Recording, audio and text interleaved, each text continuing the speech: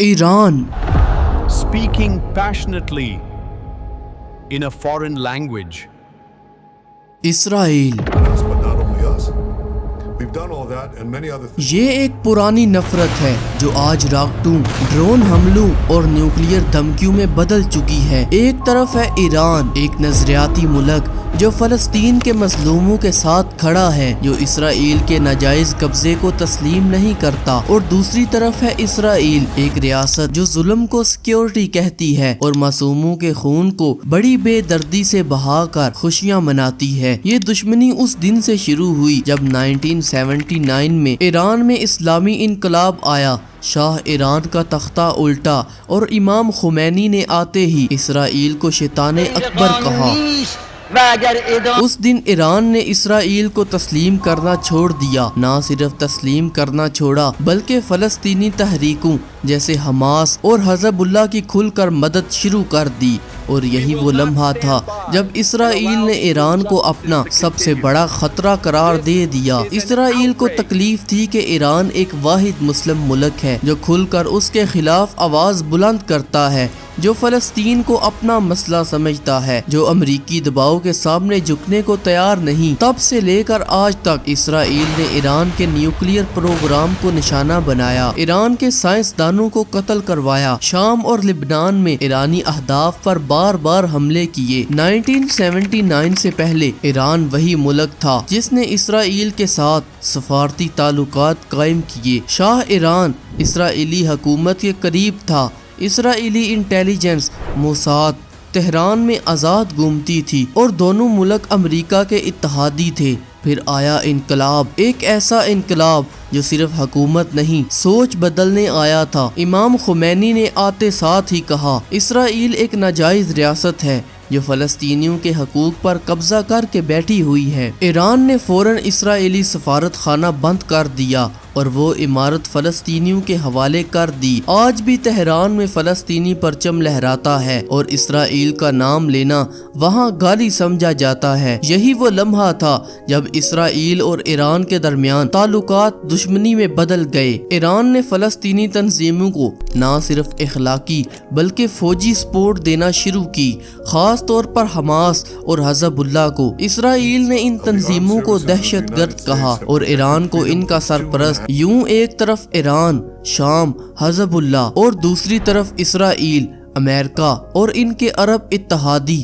مشرق وسطیٰ میں ایک نئی سرد جنگ شروع ہو گئی. اسرائیل کو اب ایران سے ڈر نہیں تھا بلکہ خوف تھا، کیونکہ ایران صرف جنگی طاقت نہیں رکھتا، وہ ایک نظریاتی خطرہ بن چکا تھا، ایک ایسا ملک جو ظلم کے آگے جھکنے سے انکار کرتا تھا. 1990 کی دہائی میں ایران نے اعلان کیا وہ توانائی کے لیے نیوکلیئر ٹیکنالوجی حاصل کرنا چاہتا ہے. لیکن جب اسرائیل نے یہ سنا تو وہ ڈر گیا. اگر ایران کے پاس نیوکلیئر آ گیا تو ہم تو گئے کام سے. اسرائیل نے فوراً اس پروگرام کو خطرہ قرار دیا. اسرائیلی میڈیا شور مچانے لگے کہ ایران بم بنا رہا ہے اور وہ اسرائیل کو صفحہ ہستی سے مٹا دے گا. ایران نے بار بار کہا ہمارا پروگرام پرامن ہے، لیکن اسرائیل کو خوف تھا، اور شاید اس خوف کی سب سے بڑی وجہ یہ تھی کہ اگر ایران ایٹمی طاقت بن گیا تو اسرائیل کا مشرق وسطیٰ پر غرور ٹوٹ جائے گا. تب سے ایک خاموش جنگ شروع ہو گئی، ایک شیڈو وار.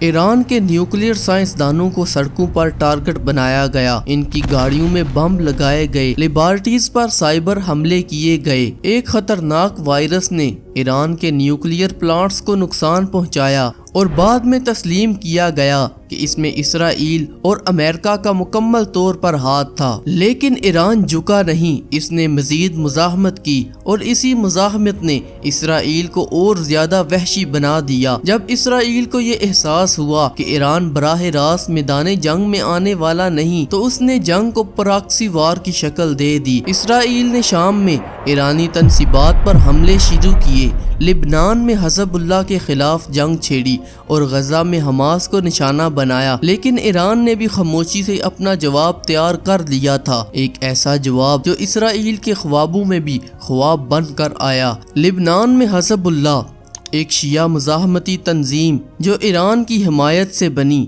2006 میں جب اسرائیل نے لبنان پر حملہ کیا تو یہی حزب اللہ تھی جس نے اسرائیلی فوج کو منہ توڑ جواب دیا۔ اسرائیل آج تک اس جنگ کو ایک ناکامی مانتا ہے، کیونکہ ایک چھوٹے سے گروہ نے دنیا کی سب سے بڑی فوج کو پیچھے ہٹنے پر مجبور کر دیا۔ غزہ میں حماس اگرچہ سنی تنظیم ہے، لیکن ایران نے فلسطینی مزاحمت کو مذہب سے اٹھا کر صرف ایک اصول پر کھڑا کیا، جو اسرائیل کے خلاف ہے وہ ایران کا ساتھی ہے۔ 13 جون 2025 کی وہ رات جب تہران کی خاموش فضا اچانک دھماکوں سے گونج اٹھی۔ ایران کے ایک اہم نیوکلیئر ریسرچ سینٹر پر خوفناک میزائل حملہ کیا گیا۔ ذرائع نے بتایا ہے کہ حملے میں ایران کے 3 بڑے سائنسدان موقع پر شہید ہو گئے۔ ایرانی میڈیا نے جب یہ خبر نشر کی تو پورے ملک میں ایک ہی جملہ گونجنے لگا، ہمیں بدلہ لینا ہے۔ کچھ ہی دن بعد اسرائیل کے وزیر دفاع نے کہا، ہم اپنے دشمنوں کو ان کے گھروں میں بھی نہیں چھوڑیں گے۔ یہ بیان صرف ایک وارننگ نہیں بلکہ قبول جرم تھا۔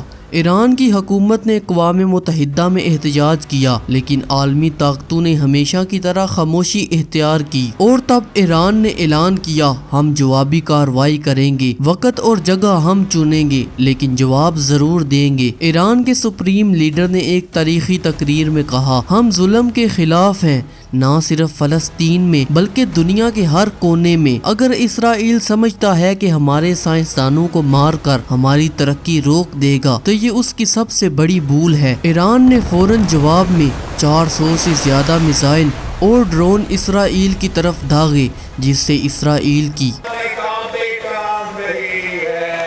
اس لمحے میں پوری دنیا چونک گئی کہ یہ جنگ اب پس پردہ نہیں رہی بلکہ سامنے آ چکی ہے۔ سوال صرف یہ نہیں کہ آگے کیا ہوگا، سوال یہ ہے کیا یہ تیسری ورلڈ وار کا آغاز ہے؟ کیونکہ اسرائیل کو امریکہ کی فل سپورٹ ہے۔ اگر امریکہ اسرائیل کا ساتھ چھوڑ دے تو اسرائیل ایران کے آگے کچھ بھی نہیں۔ چائنا اور رشیا نے صاف صاف اعلان کیا ہے کہ امریکہ اس جنگ سے دور رہے۔ اگر امریکہ اس جنگ میں آ گیا تو ورلڈ وار پھر دور نہیں۔ ویسے تو اسرائیل کو فل سپورٹ ہے امریکہ کی، لیکن وہ سپورٹ وہ چپ چاپ کرتا ہے۔ اگر وہ براہ راست جنگ میں کود پڑا تو ایران کمزور پڑ جائے گا، پھر ایران کا ساتھ دینے کے لیے چائنا اور رشیا بھی میدان میں آ جائیں گے۔ اس طرح نیوکلیئر پاورز آپس میں ٹکرا جائیں گی اور ورلڈ وار 3 ہو جائے گی۔ اس جنگ کے دوران پوری دنیا میں خبریں پھیل رہی تھیں کہ ایران کے پاس کچھ خاص میزائل نہیں۔ پوری دنیا کا شک دور کرنے کے لیے ریسنٹلی ایران نے ایک ایسا میزائل اسرائیل پر داغا ہے جو آج تک کسی نے نہیں دیکھا تھا۔ یہ ایک عجیب و غریب میزائل تھا۔ اس میزائل کا نام ہے فتح۔ ایران نے کہا ہے کہ یہ تو کچھ بھی نہیں، ہمارے پاس اس سے بھی زیادہ جدید میزائل موجود ہیں، اگر ضرورت پڑی تو ہم وہ بھی یوز کریں گے۔ آپ کیا سوچتے ہیں اس جنگ کے بارے میں؟